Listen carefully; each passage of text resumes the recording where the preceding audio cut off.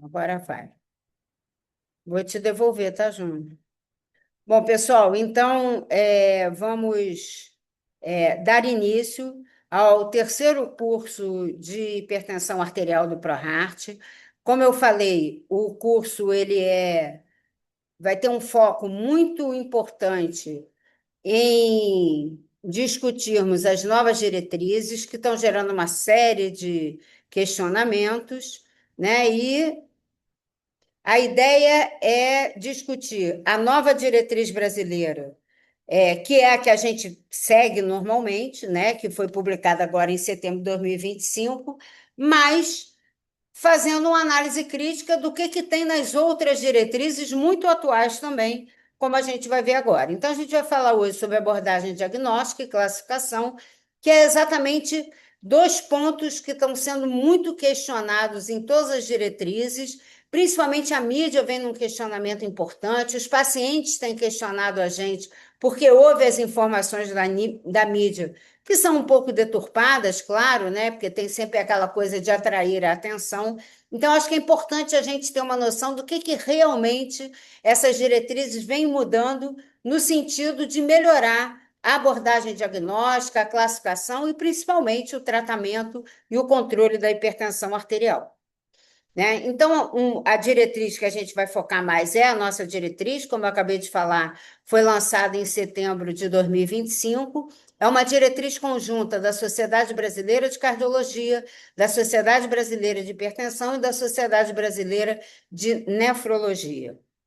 A outra que foi lançada no ano passado foi a da American Heart Association, que trouxe algumas modificações em relação à penúltima deles, que tinha sido em 2017, mas que nessa questão de classificação, de ponto de corte, ela foi bastante. Se repetiu em relação à de 2017, mas acho que é uma das que gera mais questionamentos nos profissionais de saúde. A outra foi de 2004, da Sociedade Europeia de Cardiologia. A Sociedade Europeia de Cardiologia até então nunca tinha lançado uma diretriz própria, ela sempre foi junto com a Europeia de Hipertensão, e pela primeira vez em 2024 eles lançaram essa diretriz, também com alguns questionamentos que foram feitos. Na época também a mídia explorou bastante isso, e as pessoas acho que ficaram com muitas dúvidas. E dessas últimas todas, a primeira foi a de 2023, que é da Sociedade Europeia de Hipertensão, que é a sociedade mais importante de hipertensão do mundo, e que ela foi bastante conservadora. Mas dentro dessa questão conservadora também muita coisa nova surgiu e que a gente vai poder discutir bastante. Bom, então vamos começar com a definição de hipertensão arterial, né? A definição da nossa diretriz. É uma doença crônica não transmissível, definida pela elevação persistente da pressão arterial sistólica maior ou igual a 140 e ou da pressão diastólica maior ou igual a 90. Então, como vocês podem ver, na nossa diretriz não houve nenhuma mudança do ponto de corte. Hipertenso é aquele indivíduo que tem a pressão sistólica maior ou igual a 140 e ou a diastólica maior ou igual a 90. Então, mantivemos exatamente a mesma definição. As mudanças vêm daqui a pouco.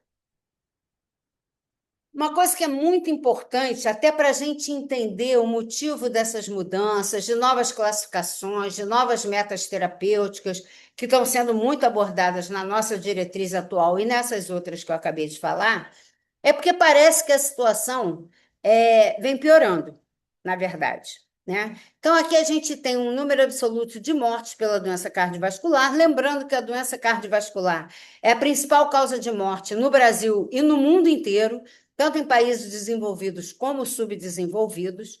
Né? E ele mostra aqui um traçado que vai de 1996 a 2022, com dados do DataSUS. A gente tem aqui essa linha amarelinha das doenças isquêmicas, a roxinha das doenças cerebrovasculares e a laranja das doenças hipertensivas. Chama atenção aqui que, primeiro, um crescimento dos grandes eventos cardiovasculares, doença isquêmica, doença cerebrovascular, morte, né, por doença isquêmica e por doença cerebrovascular. Sendo que mais ou menos na altura de 2010, 2011, a doença isquêmica ultrapassou a doença cerebrovascular. Mas chama muito a atenção da gente a subida importante da linha de morte por doença hipertensiva, tá? E lembrando que essas mortes daqui, a maior parte delas, o principal fator de risco, o principal motivo desses pacientes terem evoluído com doença isquêmica e com doença cerebrovascular é justamente a hipertensão arterial, como a gente vai ver adiante. A OMS fez uma publicação em 2023 a respeito dos dados brasileiros referentes a 2019, tá? Encontrou uma prevalência de 45% de hipertensão arterial entre adultos de 30 a 70 anos, com uma predominância maior entre os homens. Essa prevalência é um pouco maior do que alguns outros estudos brasileiros têm mostrado, que mostra uma prevalência semelhante ao restante do mundo, em torno de 35%. Desses todos hipertensos, apenas 67% têm o diagnóstico, e a gente já vai ver por quê. Daqueles que têm o diagnóstico, apenas 62% se tratam. Então, quer dizer, tem aí 40% de pessoas que sabem ser hipertensas, ou que o médico sabe que ele é hipertenso, e esse paciente não se trata. E desses que se tratam, somente a metade, somente um terço, 33%, estão com a pressão arterial controlada. E isso é extremamente preocupante, e isso é mais um dado que fez com que essas diretrizes sejam mais, proponham tratamentos mais intensivos e metas mais rígidas para o controle da hipertensão arterial. Por quê? A gente está esse tempo todo trabalhando para controlar a pressão arterial, não está conseguindo, né? E, na verdade, a morte por doença cardiovascular está aumentando, né? Então, a gente tem que mudar um pouco o rumo dessa história. Essa publicação é da Organização Mundial de Saúde, de 2025, e ela chama atenção assim, para essas principais mensagens. Primeiro, que a hipertensão afeta 1,4 bilhão de adultos no mundo e a sua prevalência quase dobrou desde 1990. Né? Por que que ela dobrou? Ela dobrou principalmente por causa do envelhecimento da população, todo mundo sabe que a expectativa de vida aumentou no mundo inteiro, né? E dobrou por causa da pandemia de obesidade. Né? Cada vez mais a gente discute, agora recentemente saiu uma diretriz da American Heart, que a hipertensão arterial é um dos componentes mais importantes da síndrome cardiorrenal e metabólica. Né? Então, a gente sabe que a obesidade ela vai levando a uma piora da hipertensão, ela vai levando a alterações metabólicas importantes e a doença renal vai evoluindo dentro desse contexto. Né? Então, hoje em dia, a gente fala muito da síndrome cardiorrenal e metabólica, e não só da hipertensão isoladamente, mas a gente sabe que a hipertensão é um dos principais fatores dessa síndrome cardiorrenal metabólica. Apenas 23% das pessoas têm pressão arterial controlada. Aqui no Brasil, a gente está com 33%. Né? E somente 4 países apresentam controle acima de 50%, que é o Canadá, a Costa Rica, a Islândia e a Coreia. Tá? O restante, 99 países têm uma taxa de controle abaixo de 20%. E isso é muito preocupante. A hipertensão é responsável por 11 milhões de mortes anuais e, obviamente, gera um grande impacto econômico. E, finalmente, sem ações efetivas, o número de indivíduos hipertensos pode superar 1,5 bilhão até 2030, né? Daqui a 4 anos, isso já vai ter aumentado de uma maneira muito significativa. E esse relatório global sobre hipertensão, ele chama atenção disso, são grandes desafios, é importante transformar evidências em ação, né? E essa ideia é justamente o que moveu, principalmente a nossa diretriz, que eu participei dela diretamente, com que a gente se preocupasse em transformar essas evidências de piora do contexto da doença cardiovascular em ações que pudessem efetivamente mudar essa história.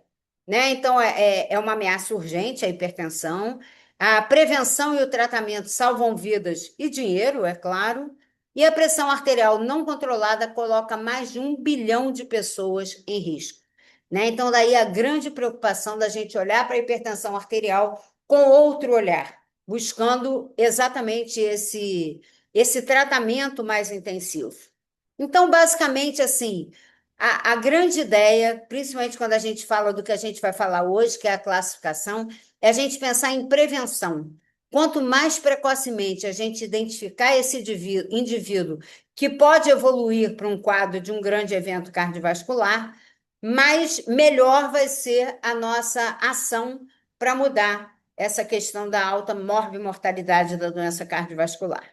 Então, falando um pouquinho da hipertensão arterial, a gente já viu que ela tem uma altíssima prevalência, né, pelos dados que o OMS publicou no ano passado, e realmente ela é a doença mais prevalente no mundo, tá? Então, pelo menos uma a cada três pessoas que vocês atenderem, que qualquer profissional de saúde estiver atendendo, pelo menos uma delas vai ser hipertensa, tá? Mas a grande questão é que a hipertensão arterial é uma doença assintomática, tá? Então o paciente fica anos com hipertensão arterial, ele não sente absolutamente nada, né? Tem aquele doente que diz: "Ah, eu sei quando a minha pressão sobe, eu sinto dor na nuca, eu fico meio tonto." Na verdade, é ao contrário, ele sente dor na nuca e isso faz a pressão subir. Não é a pressão que subiu que deu a dor na nuca, tá? A pressão alta não causa sintomas. E por isso cabe a nós, profissionais de saúde, fazer uma busca ativa, né? Eu estou atendendo o paciente porque ele torceu o pé, eu tenho que medir a pressão arterial dele. Ele foi na minha consulta porque ele está com uma dor epigástrica, eu tenho que medir a pressão arterial dele, e assim por diante. Então, cabe a nós, profissionais de saúde, buscar esse paciente, porque a doença cursa 10, 15, 20 anos de forma totalmente assintomática. A outra grande questão é que a hipertensão arterial é uma doença sistêmica. Tá? Ela não é a doença do cardiologista, nem do clínico, nem do nefrologista, nem do neurologista. Ela é a doença de todos os profissionais de saúde. Simplesmente porque ela é uma doença que ela afeta os vasos sanguíneos. Tá? E a partir do momento que ela afeta os vasos sanguíneos, ela vai afetar todos os órgãos do organismo, porque todos os órgãos dependem de uma perfusão sanguínea adequada para que eles funcionem adequadamente, né? E essa doença sistêmica que a gente está falando, a grande base dela é uma inflamação crônica dos vasos, tá? Que não só a hipertensão arterial gera essa inflamação, geralmente níveis pressóricos discretamente elevados, já começa a causar inflamação. E como eu acabei de falar com vocês, a gente vê isso hoje em dia como uma síndrome cardiorrenal e metabólica. A obesidade é uma doença inflamatória, o diabetes é uma doença inflamatória, a dislipidemia é uma doença inflamatória. Então, tudo isso junto gera um contexto que vai levar esses pacientes a terem disfunção endotelial. A partir do momento que o endotélio começa a ser inflamado e começa a ser lesado, essa pessoa começa a fazer remodelação vascular e cardíaca. Os vasos vão se alterando, vão se tornando mais duros, mais rígidos, menos complacentes. O coração vai se alterando. Só que isso acontece durante anos. E o paciente não sente absolutamente nada, é o que a gente chama de lesões subclínicas, lesões que não têm sintoma nenhum e que cabe a nós, profissionais de saúde, buscar essas lesões também, como cabe a nós buscar o diagnóstico de hipertensão arterial. Até muito pouco tempo, a gente viu o endotélio como uma membrana que simplesmente passava oxigênio, nutrientes do vaso para os tecidos. Né? De alguns anos para cá, algumas décadas, a gente começou a aprender que o endotélio é muito mais do que isso. Né? Ele tem três funções fundamentais.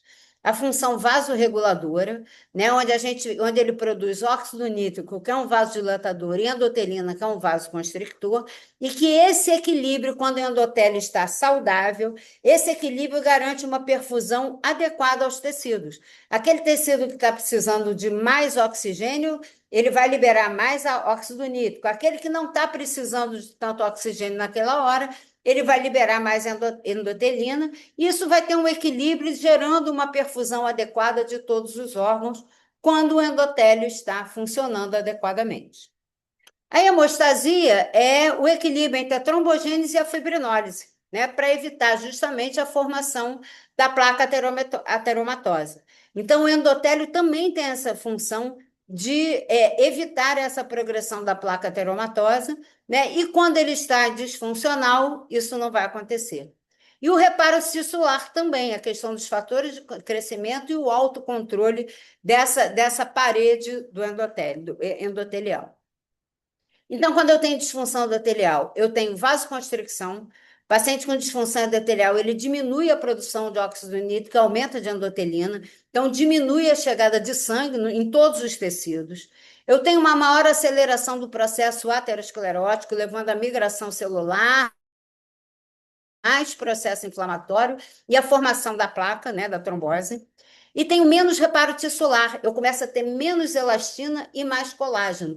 E aquele meu vaso que era complacente, né, que era maleável, justamente para eu poder liberar mais sangue ou menos sangue no tecido que estivesse precisando ou não, ele acaba ficando rígido e perdendo essa capacidade de se adaptar, né? Perdendo essa elasticidade toda que ele tinha originalmente.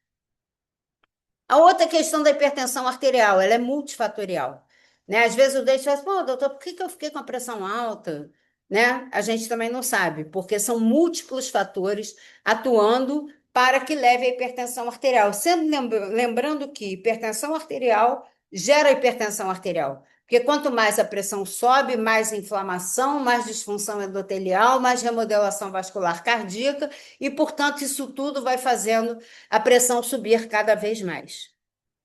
Né? Quais são esses aspectos multifatoriais? São muitos, né? Genético, hemodinâmico, neural, adaptativo, moral, endócrino, anatômico, ambiental. Né? Os dois grandes pilares da fisiopatologia da hipertensão arterial é a hiperestimulação do sistema renina-angiotensina-aldosterona e a hiperativação simpática. Né? É claro que tem outros fatores envolvidos, né, em função de tudo isso aqui, mas os pilares neuroendócrinos é o sistema renina-angiotensina-aldosterona e a hiperativação simpática, e tudo isso é estimulado justamente quando a pressão vai aumentando e quando todos esses fatores vão sendo alterados, né? E é importante a gente investigar isso, né? Então, fator genético, a gente não tem exatamente uma definição da genética da hipertensão arterial. Mas a gente sabe pela história clínica que tem aquelas famílias que todo mundo é hipertenso, né? Então a gente tem que ficar ligado nesse paciente que a chance dele se tornar um hipertenso, mesmo quando ele é mais jovem, é muito grande. As questões ambientais, cada vez mais a gente tem valorizado isso. Determinantes socioeconômicos, a gente sabe que uma má condição socioeconômica, né, e tem estudos aqui no Rio de Janeiro mostrando isso, de que as pessoas que moram em bairros mais pobres, em bairros mais afastados, já têm uma expectativa de vida menor e tem um risco cardiovascular muito aumentado em relação àquelas pessoas que têm uma situação socioeconômica mais privilegiada. Os hábitos alimentares, a questão da ingesta de sal, que todo mundo sabe que é fundamental em relação à fisiopatologia da hipertensão arterial, obesidade, que eu já falei, do processo inflamatório que ela gera, e a sobrecarga também, né, no coração, nos vasos.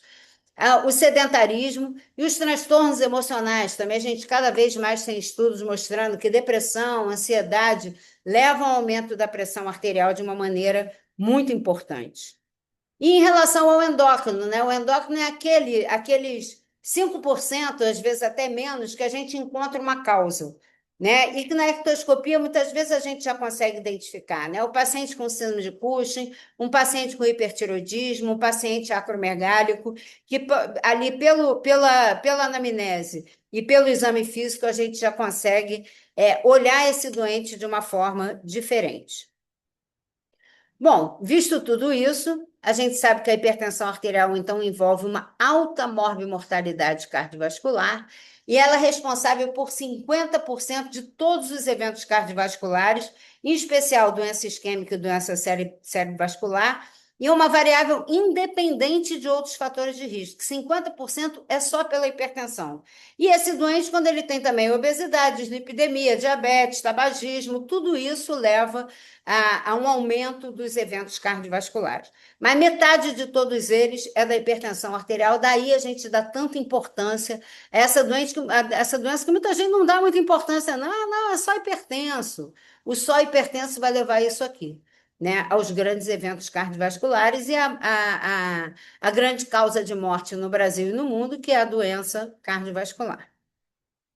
Como é que deve ser a abordagem da hipertensão arterial? O diagnóstico, que é o que a gente vai falar hoje, a estratificação do risco cardiovascular, que a gente vai começar a falar na próxima aula, e finalmente o tratamento, que a gente vai ter muito o que falar pela frente. Então, hoje a gente vai falar basicamente do diagnóstico. Diagnóstico de hipertensão arterial. Medida da pressão de consultório é igual ao diagnóstico. Quando a média das medidas de duas consultas consecutivas, não basta eu fazer uma medida numa consulta, tá? A orientação hoje em dia é que em cada consulta você faça 3 medidas, com um mínimo de 1 minuto entre uma e outra, tá? E numa próxima consulta você repete essas 3 medidas e a média das medidas das duas consultas consecutivas for maior ou igual a 140/90, você diagnosticou um paciente com hipertensão arterial. E esse diagnóstico, com esse ponto de corte maior ou igual a 140/90, é o que está colocado em todas as diretrizes, a brasileira, a europeia de cardiologia, que está errado, é a ESC, e a europeia de hipertensão, tá? Quem destoou disso foi a diretriz da American Heart, tá? Que ela considera que a medida da pressão arterial de consultório é um rastreio, não é um diagnóstico, tá? E que a média das medidas de duas consultas consecutivas for maior ou igual a 130/80, eu estou rastreando um paciente com hipertensão aqui, tá? E aí ele considera que é preciso confirmar o diagnóstico com MAPA ou MRPA, tá? Essa, então, é a única que é diferente. Esse conceito já tem desde a diretriz de 2017, mas não colou em lugar nenhum do mundo, todo mundo manteve o 140/90, e nós aqui da diretriz brasileira mantivemos uma hora igual a 140/90. Confirmar o diagnóstico com mapa ou MRPA é o mundo ideal, tá? Mas a gente sabe que a maioria dos países, e aí nós estamos incluídos, e os Estados Unidos também, apesar deles terem vendido essa ideia da American Heart, a disponibilidade de mapa ou de MRPA não é tão grande assim, praticamente no mundo inteiro, tá? O único país que efetivamente, os dois únicos, talvez, não, três, que tem essa disponibilidade é o Japão para MRPA, tá? E não para mapa. E Canadá e Inglaterra também têm uma alta disponibilidade de mapa. Os Estados Unidos não tem, embora seja essa a diretriz deles, e nós também todos sabemos que não temos. Técnica da medida da pressão arterial. A partir do momento que a gente considera que a gente vai fazer um diagnóstico a partir da pressão de consultório, essa pressão de consultório tem que ser muito bem medida, né? Então, todos esses passos, né? Quer dizer, a postura do paciente, sentado, a perna apoiada, as costas encostadas, o braço é, apoiado, né, semifletido, virado para cima, né, a mão em pronação, os 30 minutos sem ter fumado, comido, tomado café, feito exercício físico, sentar pelo menos 5 minutos com a bexiga vazia e sem falar, e realizar 3 medidas com um intervalo pelo menos de 1 minuto entre elas. Só que a gente tem diversos aparelhos, né? O aparelho aneroide, que é o mais clássico até então, é um aparelho barato, tá? Mas tem uma série de questões. Ele é um aparelho muito observador dependente, tá? Então, assim, aqui quem é estudante que está assistindo, quem é profissional de saúde que está assistindo, os estudantes, principalmente, aqueles que já passaram pela propedêutica e aprenderam a medir a pressão arterial no aparelho aneroide, a primeiro comentário que eles fazem assim, nunca ninguém me mediu minha pressão assim. Pois é, porque a maioria das pessoas mede errado, né? O aparelho aneroide exige que a gente faça o método palpatório antes do auscultatório, para evitar o hiato auscultatório, tá? Ele exige que você tenha uma desinsuflação do manguito bem lenta, para que você possa identificar exatamente em que ponto surgiu o primeiro som de Korotkov, que é a pressão sistólica, e o último som de Korotkov, que é a pressão diastólica. E a outra grande questão, ele é milimetrado de 2 em 2 milímetros, e as pessoas tendem a arredondar, e arredondar significa errar, né? Então é comum a gente falar, quanto é que está a pressão desse doente? Acabou de ver no aparelho aneróide. Ah, 135/85. Está errado, não existe o 135 nem o 85 no aparelho aneróide, só tem os números pares, né? Então é sinal que a pessoa arredondou aquilo. E não serve arredondar, está errado, tá medindo errado, e essa diferença vai fazer a medida para o diagnóstico e para o teu acompanhamento depois do paciente. Os aparelhos oscilométricos, hoje em dia, bastante acessíveis em termos de custo, eles são. A grande vantagem dele é que minimiza o erro do observador. O observador tem que botar o paciente na posição certa e botar o manguito na posição certa. A partir dali, ele aperta um botãozinho. Apertou o botãozinho, o aparelho faz tudo. Eu não preciso de método palpatório, eu não preciso controlar a desinsuflação. E eu não preciso arredondar nada, porque ele vai dar um número exato. Aí pode ser número ímpar também, tá? Todas as diretrizes, as 4 diretrizes, orientam hoje em dia que o aparelho ideal a ser utilizado é o oscilométrico e não o aneroide. Tá? E eu coloquei aqui o aparelho oscilométrico de punho, tá? O aparelho oscilométrico de punho, ele não está validado, nenhum deles, tá? Nenhuma marca está validada até hoje, embora ele exista há mais de 15 anos, 20, sei lá. Mas é um aparelho excelente para o paciente ter em casa, para ele fazer a automedida dele. Por que que ele é excelente? Primeiro que ele é muito barato. Segundo, que o manuseio dele é muito fácil, né? É muito mais difícil você sozinho botar um manguito no braço, mas botar no punho é muito fácil, não tem nenhuma dificuldade. Apertou o botãozinho, né? Não precisa, não é observador dependente, né? E ele vai medir a pressão. Não é validado porque essa pressão não é tão exata quanto é do aparelho oscilométrico de braço. Mas você orienta o paciente que ele deve colocar a mão, o aparelho, na direção, na altura do coração. Bota assim no peito, na altura do coração, e deixa eu abaixar aqui um pouquinho, né? Coloca aqui na altura do coração e faz a medida, e isso vai minimizar os erros, tá? Mas profissionais de saúde não têm que usar aparelho oscilométrico de punho, tem que usar o aparelho oscilométrico de braço, tá? Bom, feito o diagnóstico, a gente vai pensar na questão da MAPA ou da MRPA, que todas as diretrizes dizem que esse é o mundo ideal, e a gente sabe que é o mundo ideal. A American Heart é a única que exige que seja feita a MAPA ou a MRPA para se diagnosticar hipertensão arterial, tá? Então, a gente já falou que a medida da pressão de consultório, medida de 2 consultas consecutivas, uma hora igual a 140/90, fiz o diagnóstico de hipertensão arterial. A questão é que a pressão arterial de consultório tem uma série de limitações, tá? Primeiro, a gente já falou, a qualidade da medida, né? Segundo, ela é uma medida pontual, naquela hora que o camarada está sentado ali na tua frente no consultório, tá? Ela não leva em conta a variabilidade da pressão nas 24 horas, que é muito grande e é muito importante. A gente espera que a pressão varie nas 24 horas, tá? Não tem que ficar uma curva reta, é péssimo. Obviamente, a gente, quando está no consultório, não tem a menor ideia de como é que está a pressão noturna desse paciente. E, finalmente, a questão do fenômeno do jaleco branco, que cada vez mais é estudado e discutido, e a gente sabe que isso pode fazer toda a diferença, tanto para o diagnóstico quanto para o acompanhamento e controle desse paciente. Em relação à variabilidade da pressão nas 24 horas, ela varia assim mesmo, né? Porque ela varia em função das coisas que a gente está fazendo. Eu aqui dando aula para vocês, a minha pressão com certeza está mais alta do que estava na hora que eu estava sentadinha sozinha, preparando a aula, né? A pessoa come, a pressão sobe, a pessoa sobe uma escada, a pressão sobe.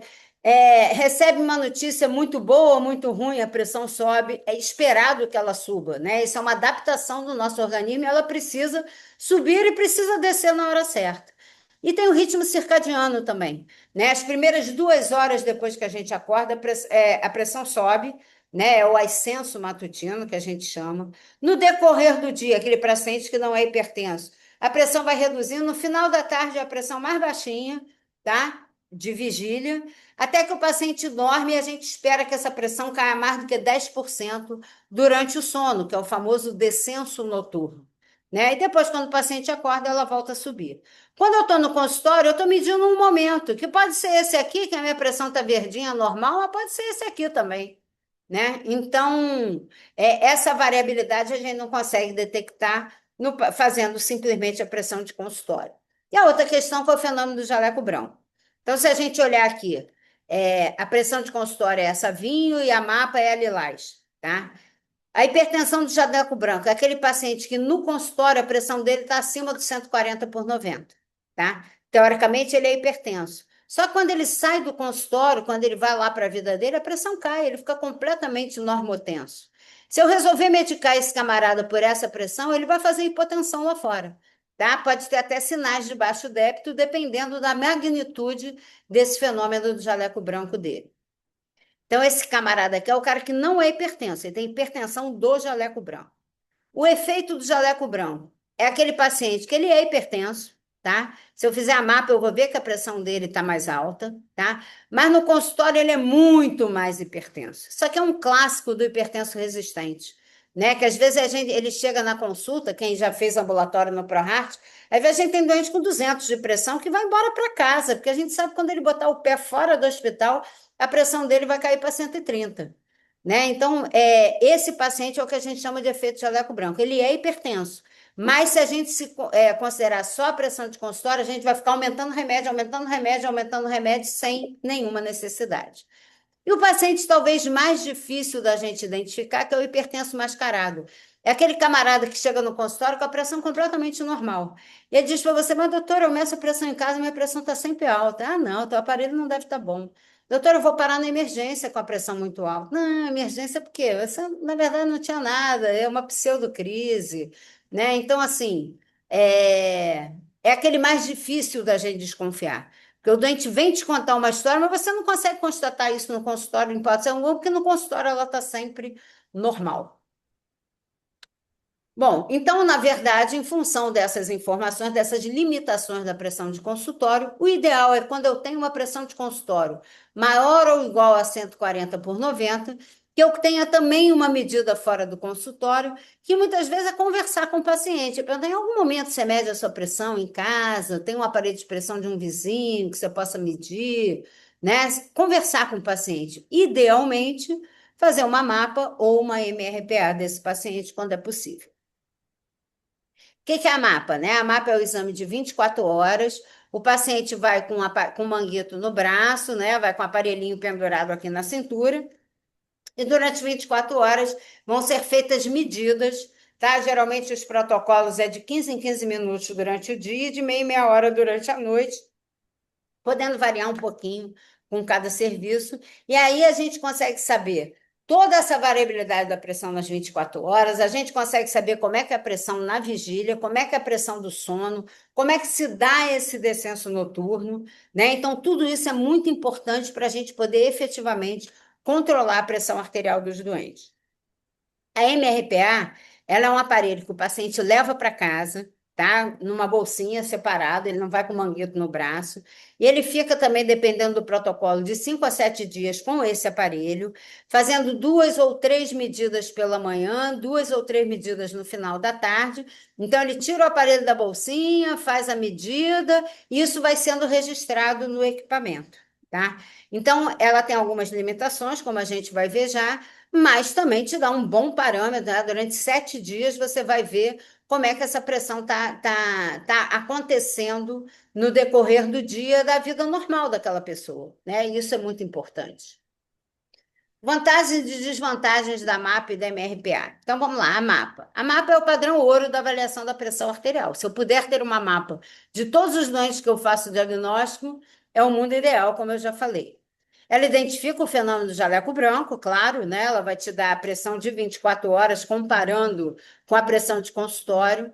É importante, quando eu peço uma MAPA, eu informar qual é a pressão de consultório do paciente, para que o laudo venha mais completo.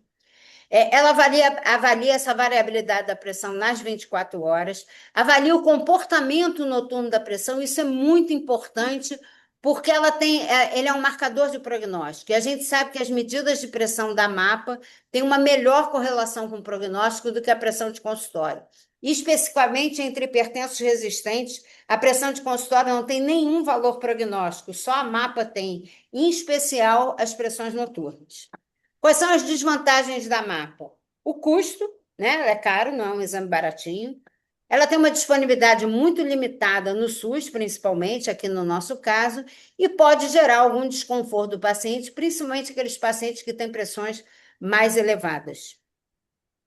E a MRPA? Ela também identifica o fenômeno do jaleco branco, é claro, Ela monitora a eficácia do tratamento e melhora a adesão. O paciente começa a acompanhar melhor. Ele vê que ele tomou o remédio, a pressão controlou.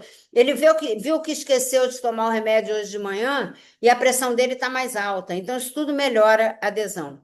Também tem uma correlação melhor com o prognóstico do que a pressão de consultório, e ele é muito mais barato que a MAPA. Então, é um procedimento super factível de ser feito na atenção primária, embora não seja feito. Desvantagens. Ele tem uma disponibilidade limitada, bastante limitada, na medicina privada, até mais limitada do que a MAPA. Obviamente, ele não avalia comportamento noturno, a pessoa está acordada medindo a pressão. A gente precisa orientar e treinar o paciente para fazer essa medida, e ele pode induzir ansiedade, já que ele está acompanhando durante 7 dias a pressão dele continuamente. Gente, vocês podem parar para perguntar dúvida, tá? Por favor. Indicações da pressão fora do consultório, né? Da MAP e da MRPA. Suspeita de hipertensão do jaleco branco, tá? Paciente com hipertensão estágio 1, que a gente vai ver já já na classificação, é aquele paciente que você tem que pensar que aquilo ali pode ser um jaleco branco e não uma hipertensão propriamente dita. E aquele paciente que é hipertenso, você constatou que ele é hipertenso, mas ele ainda não tem nenhuma lesão de órgão-alvo, ele praticamente não tem fator de risco cardiovascular, também vale a pena a gente desconfiar que isso aí possa ser uma hipertensão do jaleco branco e não uma hipertensão sustentada.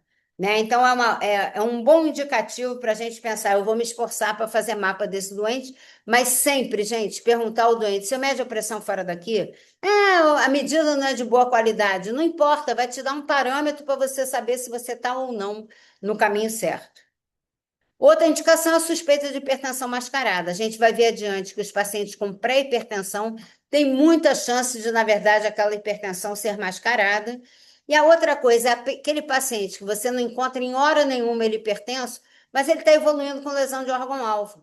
Você vai palpar o precórdio dele, esse paciente tem um ictus propulsivo, mostrando que ele pode ter uma hipertrofia ventricular esquerda, ele tem uma quarta bulha, ele tem uma pressão de pulso muito alargada, a diferença entre pressão sistólica e diastólica é muito alta. O que está acontecendo com esse doente? Eu faço um fundo de olho, ele tem alterações da retina compatíveis com hipertensão, mas no consultório a pressão dele é normal. Então, esse doente eu tenho que desconfiar que é hipertensão mascarada.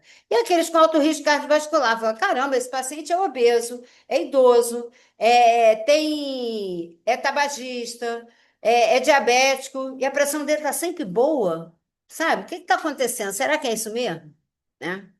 Outras indicações: hipertensão resistente, diagnóstico, acompanhamento, controle, prognóstico, tudo é mapa, tá? Ou MRPA, eventualmente. Esquece pressão de consultório.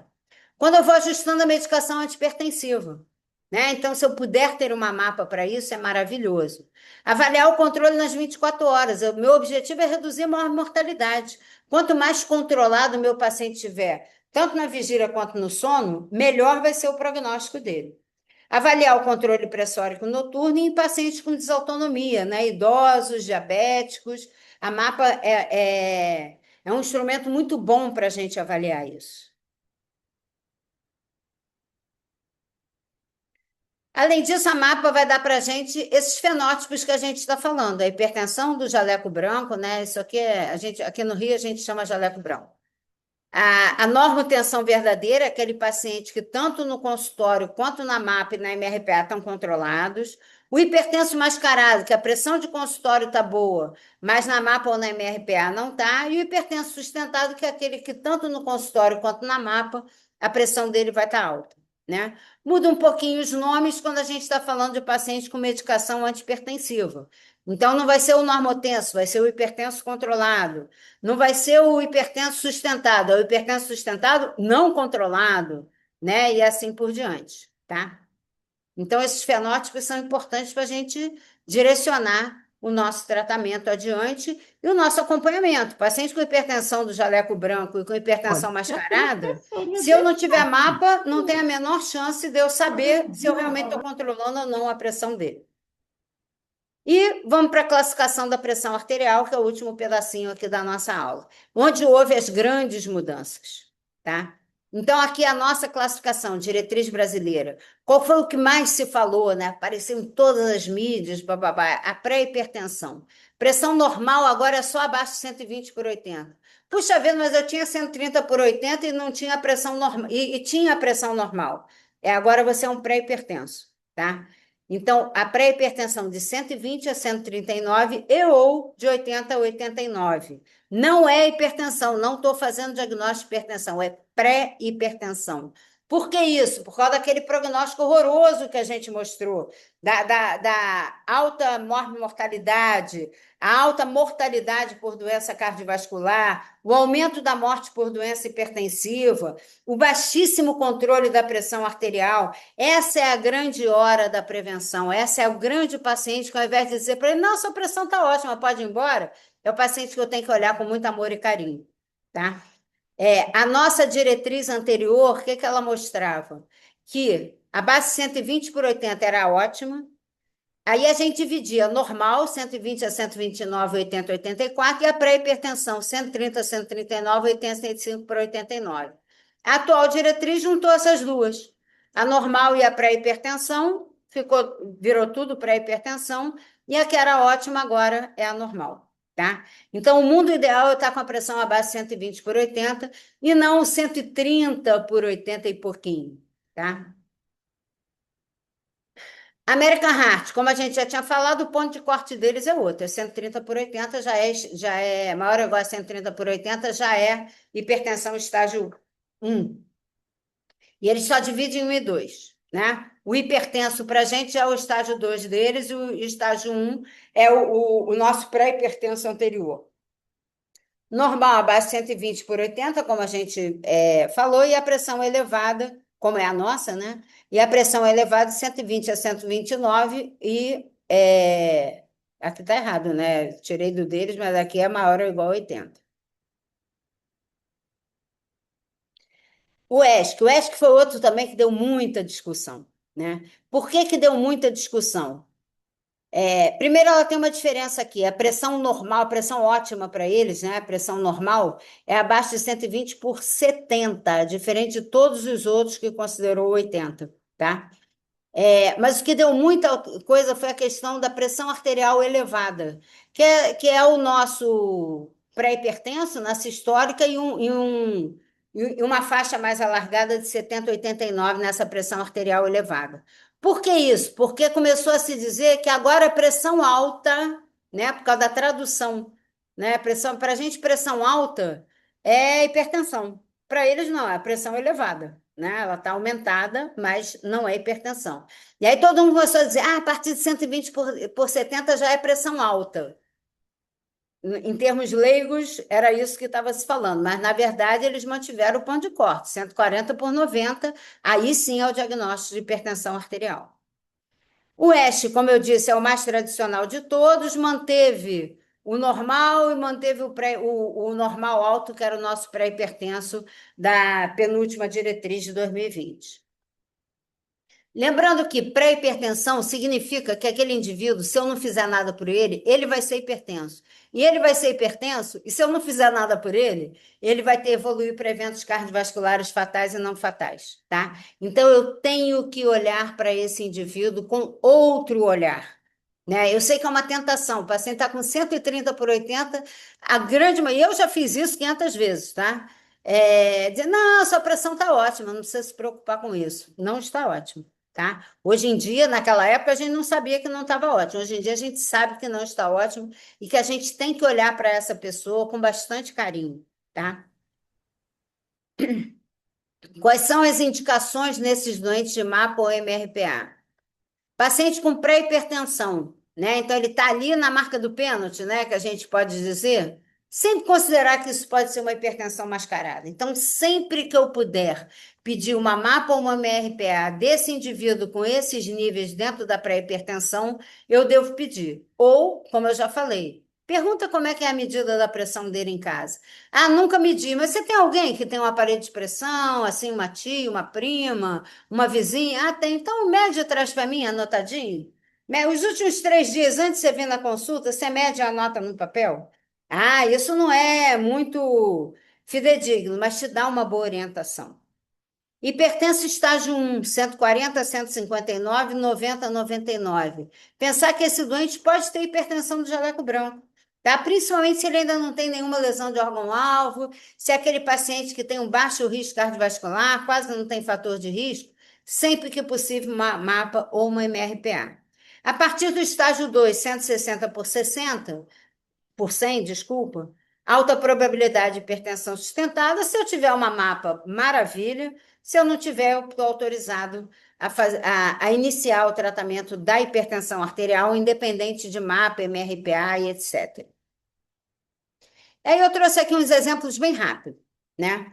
Um homem de 58 anos assintomático, veio num atendimento na atenção primária porque a família dele é atendida ali. Pressão dele, 134 por 81. Está dentro do nível da pré-hipertensão. Pulso radial, 82 batimentos por minuto. Um IMC de sobrepeso, 29,2. Uma circunferência abdominal aumentada, acima de 102, né? Tem 110. Ele é um ex-tabagista, fumava meio maço por dia por 30 anos, parou a 10. Etilismo social. É um cara ativo fisicamente, caminha diariamente, faz musculação 3 vezes por semana. Tem umas queixas de sono que são muito importantes, que a gente vai ver no decorrer do curso. Dificuldade de dormir, tem ronco noturno. E os exames laboratoriais dele estão ótimos, né? Perfil metabólico bom, lipídico bom, perfil glicídico bom, função renal boa. Qual seria a conduta nesse paciente? A grande maioria das vezes, gente, eu vou repetir, eu me incluo, que eu já fiz muito isso, mas a grande maioria das vezes, alguém vai dizer para ele: não, tá tudo bem, ó, que bom que você parou de fumar, que bom que você faz exercício, ó, vamos diminuir um pouquinho essa barriga, vamos dar uma segurada aí na cerveja, né? E vida que segue, tá? Não deve ser assim. Esse doente é um paciente que eu devo pedir uma MAPA ou uma MRPA para ver se ele não é um hipertenso mascarado, tá? E devo, tá? Então, pré-hipertensão, pensar em hipertensão mascarada, MAPA ou MRPA, e estratificar o risco cardiovascular desse doente, né? Que não parece, não parece, mas ele tem um risco razoável. Ele é ex-tabagista, ele tem uma obesidade abdominal importante e ele tem queixas de apneia do sono, tá? Então, não é um doente para eu dizer para ele: vai para casa, vai com Deus e volta daqui a 3 anos. Não, é um doente que eu tenho que acompanhar ele, tá? Outro casinho, mulher, trouxe os dois casos que são aqueles que chamam a atenção, que a gente tem que mudar a nossa conduta. Mulher de 47 anos assintomática. Ela foi numa consulta na clínica médica por queixas dispépticas. Foi feitas as medidas, conforme deve ser, 3 medidas em 2 consultas consecutivas, pressão 154 por 96, estágio 1 de hipertensão arterial. Tá? Já autorizado a fazer o diagnóstico, tá? Pulso radial de 72. Essa paciente é obesa, né? Tem MC de 30,8, tem uma circunferência abdominal aumentada também de 92, não fuma, não bebe, bebe socialmente, é sedentária e perfil metabólico e função renal normal, né?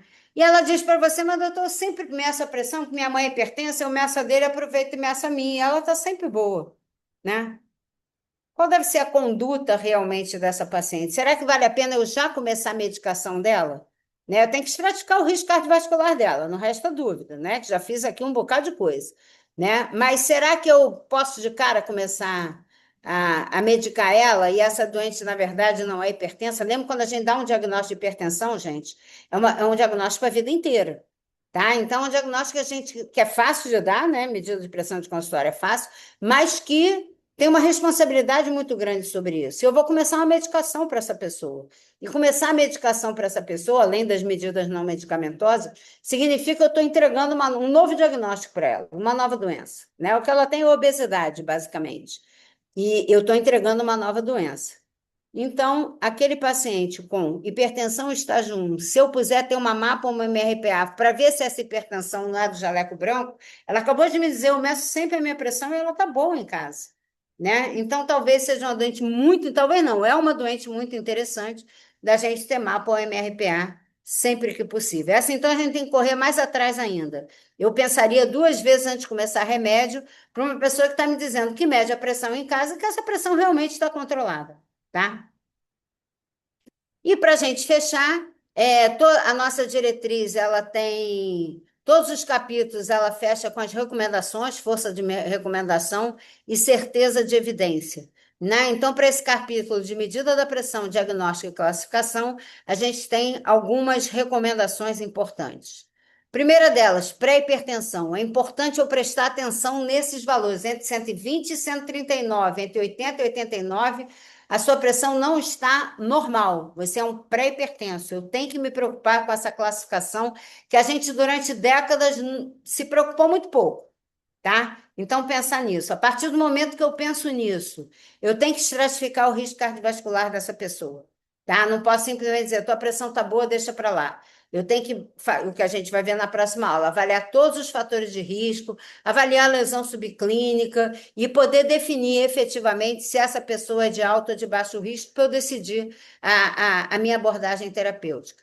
Sempre começar com medidas não medicamentosas. É pré-hipertenso? Já é medida não medicamentosa, não tem dúvida alguma, tá? Sempre tem alguma coisinha para melhorar. A ingesta de sal para baixar, né? Sair do sobrepeso, enfim, tem sempre alguma coisa para a gente mudar e orientar essa pessoa. Se possível, mapa o MRPA, porque a chance dessa pessoa ser pré-hipertenso varia de 8 a 22%, quer dizer, um em cada cinco pré-hipertenso pode ser efetivamente um hipertenso, e eu estou deixando de fazer o diagnóstico. Força de recomendação forte, certeza de evidência moderada. Uso do equipamento automático preferencial, foi o que eu falei, né? O aneroide, ele é muito observador dependente, sempre que a gente puder usar o automático, hoje em dia, é isso. Eu considero o seguinte, o aneroide vai ser igual o carro que a gente passava a marcha, tá? Ele vai desaparecer. Para mim, ele só devia permanecer para a aula de propedêutico, para a gente poder explicar o que é um hiato auscultatório, o que é a pressão sistólica, o que é a pressão diastólica. Para a aula de propedêutico, ele é maravilhoso. Mas para a prática clínica, o ideal é a gente ter um equipamento automático sempre, tá? Força de recomendação forte, certeza de evidência moderada. Por que moderada? Porque, obviamente, a gente pode medir com aneroide, desde que meça certo, e esse medir certo é que é o grande problema. E mapa o MRPA, para confirmar o diagnóstico, para monitorar o tratamento. E aí é força de recomendação forte e certeza de evidência alta. Então, a gente tem que brigar para que haja alta disponibilidade no SUS de mapa e de MRPA, tá? E a gente briga pouco por isso. Acho que a gente tem que brigar mais, tá? Bom, próxima aula, estratificação do risco cardiovascular. Vocês vão ouvir tudo sobre os fatores de risco, os tradicionais de Framingham e os novos, né, que vêm sendo estudados e discutidos. As lesões subclínicas, né, a remodelação vascular e cardíaca que a gente falou, e a presença de doença cardiovascular e renal estabelecida. A próxima aula vai ser daqui a 15 dias, às 18 horas, nesse mesmo canal, tá? Muito obrigada pela atenção. E estamos abertos a perguntas.